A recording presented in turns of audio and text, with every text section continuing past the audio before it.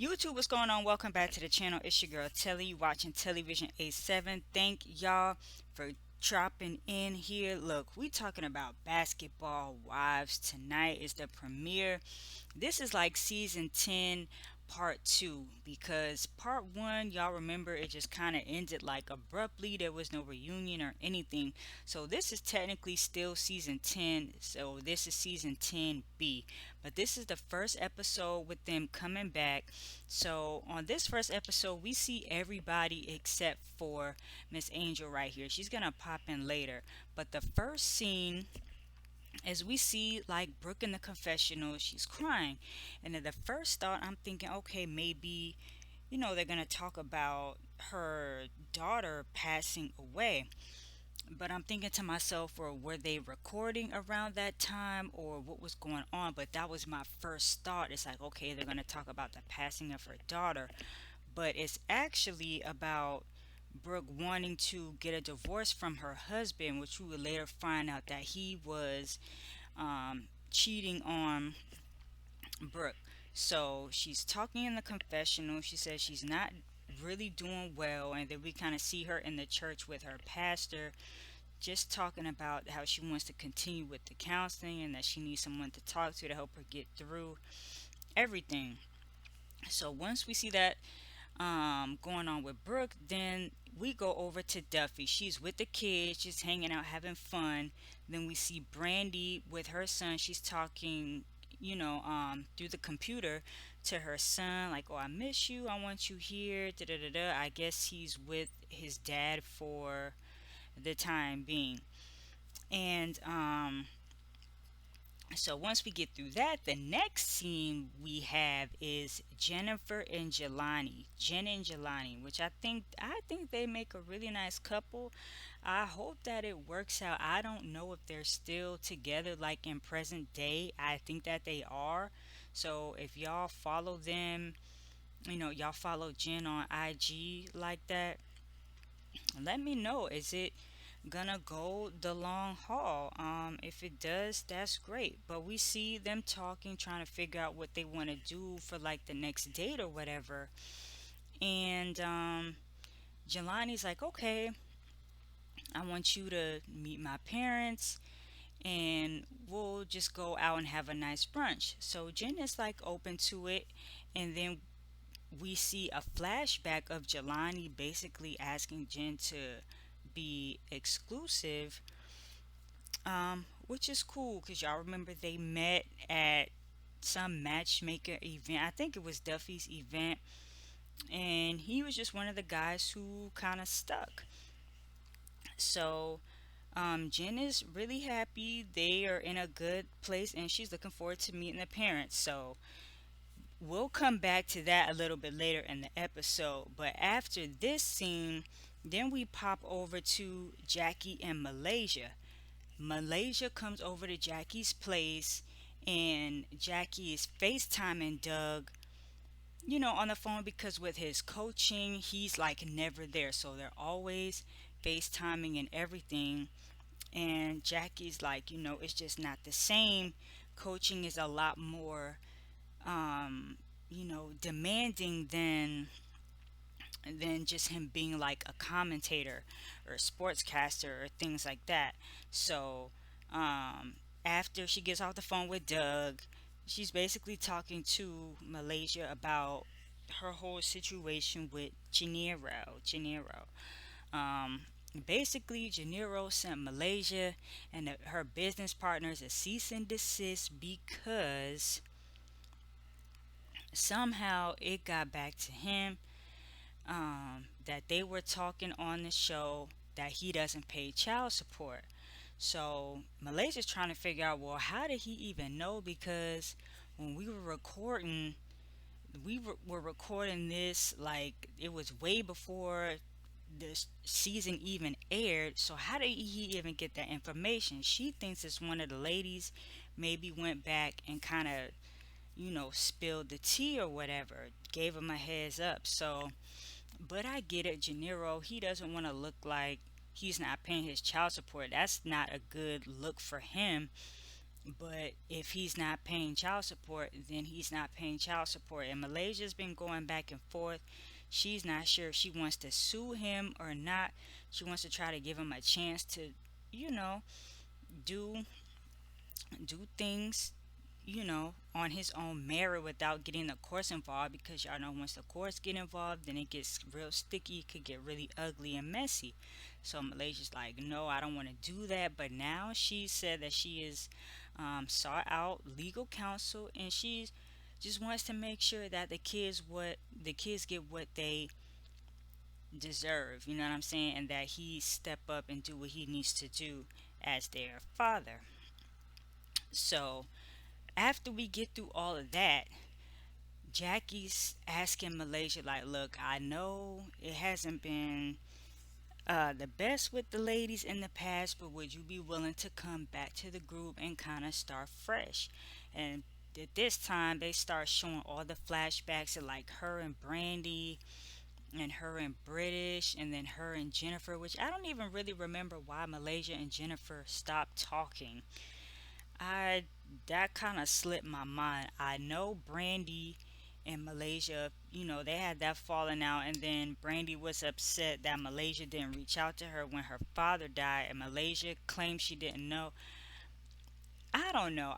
The jury is still out on that one. I think Malaysia did know, because like, how you don't know? Even if you don't talk to the girl, I'm sure you had a friend of a friend, somebody who could have been like, look, I know you and Brandy don't really talk, but her father died, just thought you should know. So I do think Malaysia did know. She was just being really extra petty, but I don't know.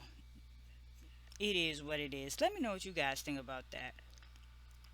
And Malaysia and British didn't really get along, because British was like, oh, you never open up. You don't talk about any of your, personal life. You just always kind of standoffish and like to yourself. So British didn't really care for that too much. Um, so Malaysia's like, look, I'll give it another chance, because Jackie, Jackie's whole thing is like this group of ladies. I want to keep us together and yada, yada, yada. So after that, we get the next scene. We get Brooke, Brandy, and British. All the BRs, Brooke, Brandy, and British. We get them. They come over to Brooke's apartment. They're talking about, Brooke is just basically laying out how she found out about her husband cheating. The husband fell asleep with his phone open, and she picked it up and saw a whole bunch of text messages with him and this other lady. She didn't really say how long it was going on, or she didn't really go into details like that, but it was enough for Brooke to be like, I got to get my stuff and go. Um, so yeah, she's really, really going through it. She's heartbroken. British is talking about how she had to let her ex go, Lorenzo go, and Brandy's like, look, I've been through this. I know it's tough, but just take it one day at a time. Everything will be all right. So they're kind of there to comfort her and console her through her trying time. So what they decide to do to kind of like, cheer Brooke up, we get Duffy and British that they're meeting in the studio, and Duffy's talking about how she's really got this work life balance. Um, going on a little bit better. She's not really traveling as much. She's taking local gigs, and she's working on her album in her studio. So she's able to just be home more with the kids, and everything seems to be kind of back on track, and she doesn't have to like abandon one for the other. So British walks in. British, she got into that legal situation where I think it was like, was it identity fraud? It was some type of fraud, I believe it was. But anyway, she got indicted, and she could be going to jail for a long time. She said she has to check in with her PO like once a week. She doesn't have an ankle monitor as of now, but We'll see later in the season that she does end up getting one. But as of right now, she doesn't have an ankle monitor, but she's just really stressed out because of the mental stress that you don't really know what's going to happen. And if she gets convicted or whatever, she could go to jail for a long time. So, but anyway, they switch gears. They're trying to cheer Brooke up. So Duffy's like, let's have this party. Da da da da da. We're gonna throw her a party, invite the ladies, just to try to cheer her up and just blow off some steam, have a good time.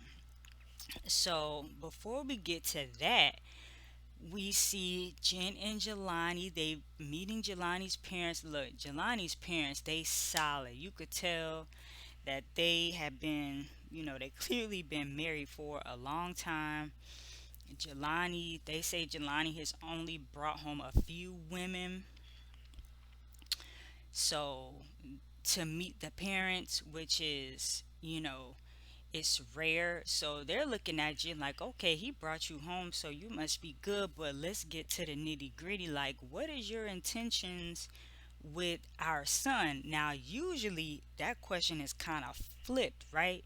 So they would ask the men, like, okay, um, what is your intention with my daughter? Da da da da. But this time they giving Jen, they get putting her through the ringer, and Jen is kind of like caught off guard. But I think that's good that they ask, the women that too. They want to make sure that Jennifer is right for their son, and I think it's cool that Jelani doesn't have, you know, baby mamas and whatnot just out here like a lot of guys do. And I guess by a certain age, if he's what, late 30s, maybe early 40s, that is extremely rare.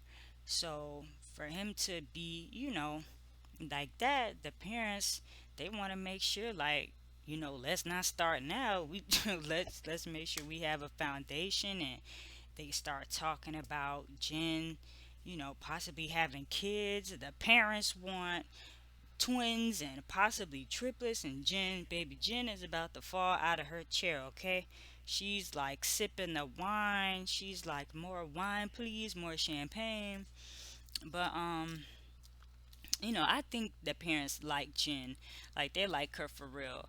Um, so they're just like, yeah, they just want to make sure that the woman is good for their son, which is, rightfully so. Make sure that your son or your daughter, picks the right one, bring home the right one, and it is what it is. So I was glad to see that. We don't really get to see that too much, like both parents like that, as a united front. We don't really get to see that too much.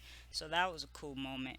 Um, what else? What else? Okay, so after we get the brunch with Jen and Jelani, we get to the party, okay? Duffy's there, she's DJing, she's got all the ambiance, they got basketball cupcakes, they got the referees, the ladies with the referee outfits coming out with the drinks, twerking, and what I'm saying, dropping it low or whatever. That's like a whole different kind of vibe. Like, that's some new stuff. I don't remember the girls, you having to do that like back in the day. Like, these girls, when they bring your drinks out, you get a whole extra dance and stuff and everything with it. But it was cool. It was a cool vibe. So everybody's like, they get there, they sit down, they get to having small talk or whatever, and they ask. Duffy turns over to Brooke and was like, "Well, how are you doing?" And Brooke is like, "I'm taking it day by day, but I think I need a little bit of time for myself to figure out what I really, really want to do." And Brandy's like, "Well, if you gotta put them on ice for a little bit, do what you gotta do." But then Malaysia comes in and she's like, "Well, hey, look, you know, well, no, it's actually the opposite." Brandy is like, "Well, I think you should, like, go ahead and try to talk to him sooner than later, and you owe him a conversation to really try to figure out what is going on and if it's something that could even be repaired or if it's just nail in a coffin type of thing. And Malaysia's like, well, you know what? If you need to take your time, then take your time. But if you want to talk to him, soon, I get it because I did the same. I did the same thing with Janiro, and it wasn't necessarily the cheating because people made mistakes, but they couldn't really get back to where they were before everything just kind of went left. So that's why Malaysia said she had to go ahead and end that relationship. Um, but yeah, enough of the. Oh, well, before they even kind of break from that conversation, Jackie throws in a curveball, and she's like, "Well, Jen, when that happened with you and your ex when y'all broke up, how did it feel when he threw that drink in your face?" And Jen is like totally taken off guard because Jen just basically shared for a second, like, yeah, when me and my ex went through that, that was, a tough time, but you just gotta go through it. And then Jackie asked her that question, and Jen was kind of like, whoa, like, how do we get all on me? You know what I'm saying? And especially with that specific event, we all remember that Eric took that martini and chucked it in her face and then walked off. I remember that was a big, big thing back then. Um, so yeah, we move along from that, and then we kind of get our little sidebars, and Jackie's trying to get a feel for everybody and how they are going to be with Malaysia. So while she's doing that, Malaysia and Brandy, they're kind of off to the side. Like Duffy's with them for a second, but then she gets back to her DJing. And Malaysia flat out asked Brandy, is like, look, Gennaro got wind of what was being said on the show and he sent cease and desist. So I want to know, did you speak to Gennaro? Did you tell him anything about what was said? And Brandy was like, no, which I believe Brandy because I don't think she would have any reason to talk to Gennaro like what she said.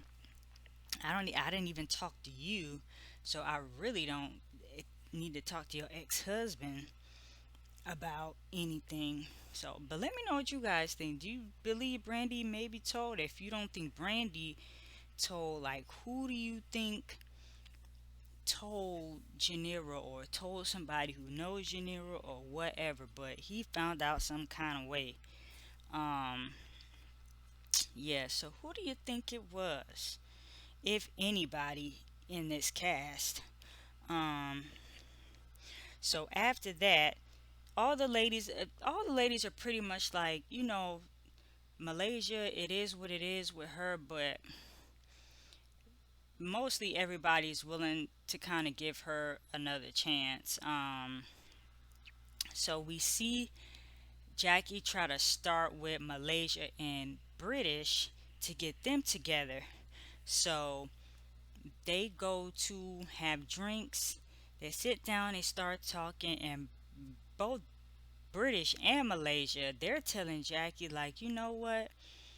Jackie, you have good intentions, but sometimes you kind of like to butt in people's business. And but whoa, Jackie just like went off like a switch flip. Jackie was upset. She get Jen on the phone, like, Jen, these ladies are saying this, and is this true?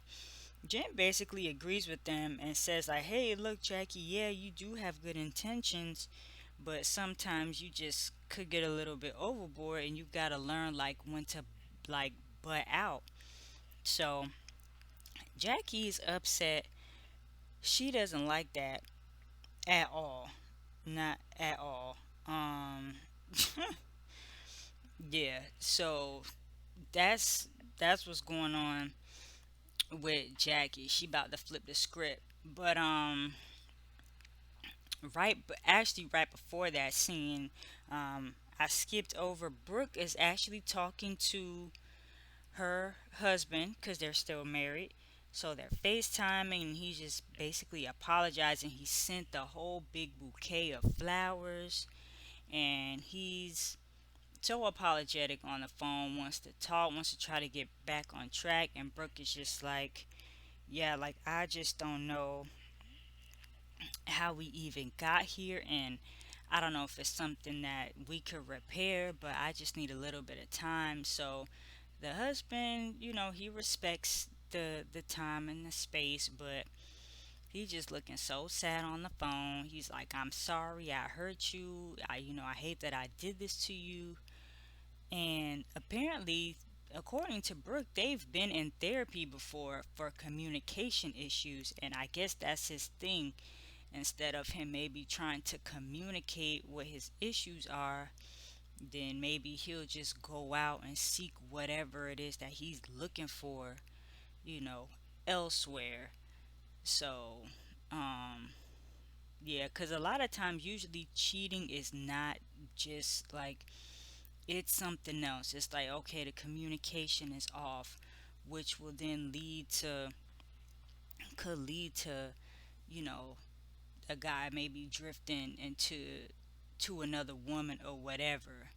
But they gotta really get to the root of what his issue is really, because it's not Brooks' fault that he's out here with this other chick. Like, that's a him problem. So you gotta figure out what's wrong with him and why is he doing that, and what he needs to work on for himself. You know what I'm saying? Just to be better as a man, and then in a relationship, like he gotta start that self work. But anyway, let me know what you guys think about this first episode. I thought it was a pretty good first episode. Let me know what you guys think. Are you gonna watch it the whole season, or do you think you may not be able to make it through? Let me know what you're thinking, alright? It's your girl Telly. TelliVision87 is the channel, and I'll be back with another review for y'all soon, alright? Until then, peace.